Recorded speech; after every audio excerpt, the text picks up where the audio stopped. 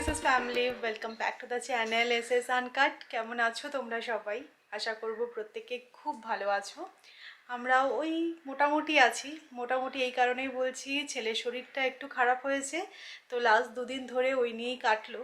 তবে দেখো, বাড়িতে বাচ্চা থাকলে এরকম তো একটু হতেই পারে। তো আজকে আমার ছেলে অনেকটাই ঠিক আছে। সকাল সকাল আজকে স্নান সেরে পুজো দিয়ে নিলাম। আজকে শুভ রথযাত্রা। আশা করব আজকের দিনটা তোমাদের প্রত্যেকে খুব ভালো কাটুক। আজকে একটা শুভ দিন। লাস্ট ইয়ারের কথা মনে পড়ছে। আজকের দিনে আমরা কলকাতায় ছিলাম, আর তোজো প্রথমবার রথ টেনেছিল। বাট এখানে তো সেরকম ব্যবস্থা করতে পারিনি আমরা, আর তার উপর ওর শরীরটাও ভালো নেই। আর তোমরা তো দেখোই আমি গোপাল সেবা করি, কৃষ্ণের পুজো করি, তো যেই কৃষ্ণ সেই তো জগন্নাথ। তো সেই বলে আজকে ভাবলাম যে সকাল সকাল উঠে স্নান সেরে আগে সুন্দরভাবে পুজোটা দিয়ে নেওয়া যাক, তো এরপরে দিনটা শুরু হবে। যদিও বা আমার ফুল দিয়ে পুজো দেওয়া হয়ে গেছে, কিন্তু আজকে গাছে দেখো কত ফুল ফুটেছে। জেনারেলি অপরাজিতা আমার এতগুলো ফোটে না, আজকে 5টা অপরাজিতা ফুল ফুটেছে, তার সাথে সাথে টগর ফুলও ফুটেছে। তো আজকের এই বিশেষ দিনে হয়তো ভগবানের পায়ে যাওয়ার জন্যই ওরা ফুটেছে। তাই ভাবলাম যে আমার পুজো দেওয়া হয়ে গেছে ঠিক কথাই, কিন্তু ফুলগুলো আবার সাজিয়ে দিয়ে দিই। তোমার শরীরটা ঠিক আছে এখন? হ্যাঁ, আমার শরীরটা ভালো আছে। আচ্ছা, ঠিক আছে। দুদিন একটু কষ্ট পেয়েছে ছেলেটা আমার। আহা হা গো। এক্সকিউজ মি, এটা করে বল দাদা। কি বুঝতে পারছি না, কি বলছো? এক্সকিউজ মি দাদা। এক্সকিউজ মি, তারপর কি বিয়ে থেকে দাদা? তোজোর জন্য গাজরটা মোটামুটি আমার বাড়িতে আসেই। সৌরভকে আনতে বলেছিলাম, 1 কেজির ওপর মনে হয় গাজর নিয়ে এসেছে। তো যাই হোক, কি আর করা যাবে, আমি ভাবলাম যে আজকে বেশি করে সবজি কেটে আমাদের জন্য একটুখানি ফ্রাইড রাইস বানাই। আজকে এমনিতেও রথযাত্রা আর বৃহস্পতিবার পড়েছে, তাই ভাবলাম যে আজকে একটু নিরামিষ খাওয়া যাক। যদিও আমরা রথের দিনকে যে নিরামিষ খাই সেরকমটা নয়, বাট ওই আর কি রান্না করব করতে করতে মনে হলো যে নিরামিষই একটু কিছু বানিয়ে দিই। তো ফ্রাইড রাইসের সাথে দেখবে আমাদের মানে এই আলুর দমটাই বেশি ভালো লাগে, তাই কারণে আমি ভাবলাম যে আলুর দম বানাবো আর তার সাথে ফ্রাইড রাইস একেবারে দুবেলার আমি করে নিচ্ছি, তাহলে কি রাত্রিবেলাও আর রান্না করার ঝামেলা থাকবে না। আর এখন জানো তো আমি রাইসটা কিন্তু ইন্ডাকশানেই বানাই, খুব ভালো আর কি, মানে গ্যাসটা অনেকটা বাঁচে।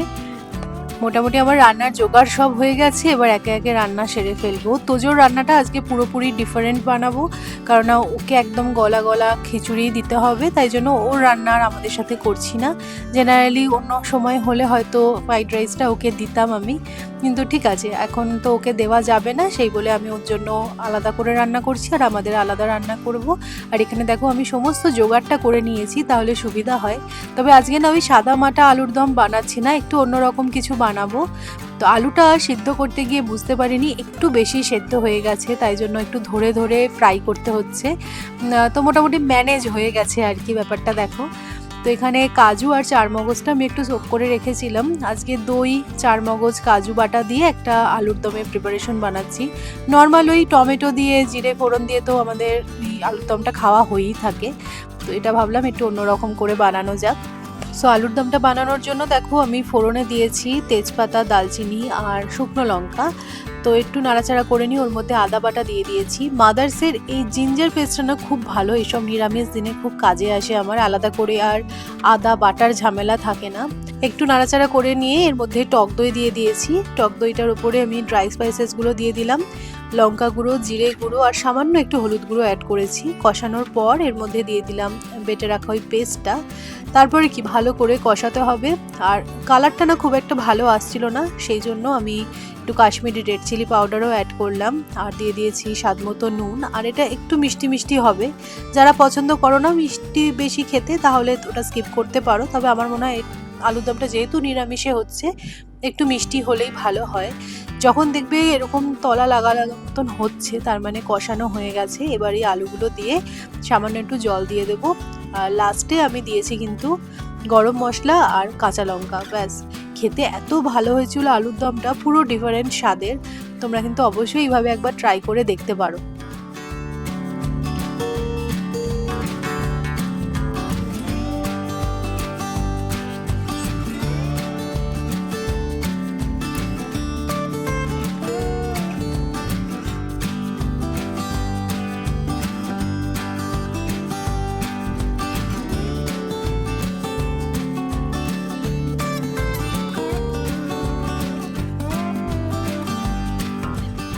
আমি এই নিরামিষের যে ফ্রাইড রাইসটা বানাই তোমরা অনেক সময় রেসিপি জানতে চেয়েছো, আর স্পেশালি আমার বাড়িতে যখন গেস্ট আসেন আমি এইভাবে বানিয়ে থাকি। এই ফ্রাইড রাইসের সাথে চিকেন কষা বা মটন কষা খেতেও কিন্তু দারুণ লাগে।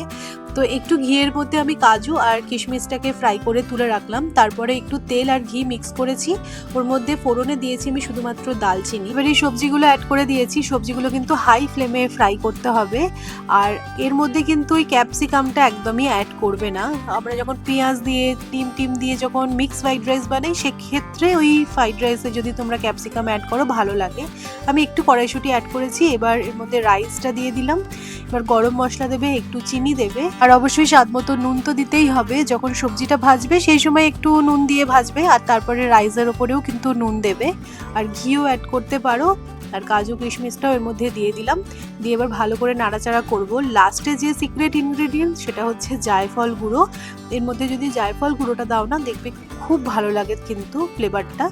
তো আমি সবসময় এই জায়ফল গুঁড়োটা দিয়ে থাকি। তো তোমরা যদি চাও এইভাবে একবার বানিয়ে দেখতে পারো, খুব সিম্পল কিন্তু খেতে খুব ভালো লাগে।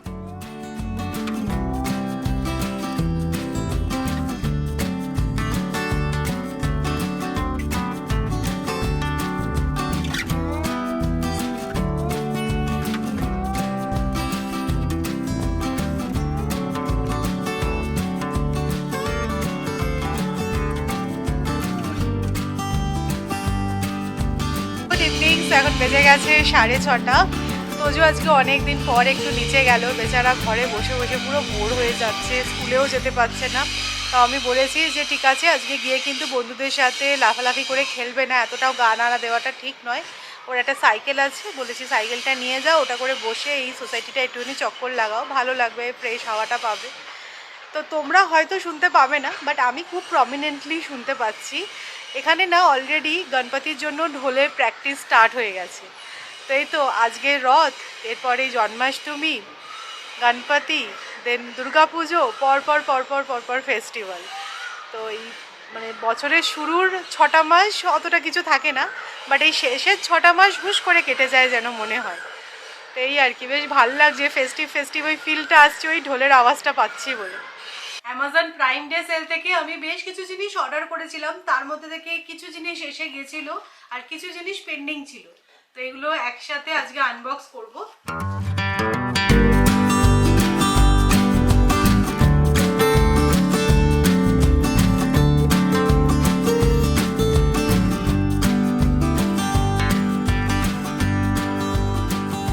আগে না সব প্রোডাক্টগুলোকে আনবক্স করে নিয়েছি, এরপরে তোমাদেরকে এক এক করে দেখাচ্ছি। আমি একটা ক্যাসেরোল নিয়েছি, আমি যেটা এখন ইউজ করছি ওটার অবস্থা খুবই খারাপ, মানে অলমোস্ট 5 বছর হয়ে গেছে ওই একটাই ক্যাসেরোল আমি ইউজ করছি। মানে ওটাকে একটুখানি রিপ্লেস করার ইচ্ছা ছিল, তো সেই কারণে এই প্রাইম ডে সেলে এই ক্যাসেরোলটা নিয়েছি। এটা একটু অন্যরকম দেখতে, এটা স্টিলের ক্যাসেরোল। তো এই যে দেখো এরকম, আমি দেখলাম রিভিউটাও খুব ভালো, আর এই প্রিন্টটা আমার খুব পছন্দ হলো। তো এই যে রুটি তো রাখা যাবেই, প্লাস আমার মনে হচ্ছে ধরো কোনো গেস্ট আসলো তখন খাবার এখানে সার্ভও কিন্তু করা যাবে, অনেকক্ষণ গরম থাকবে যেহেতু এটা স্টিলের। এটা খুব ভালো লেগেছে আমার জিনিসটা।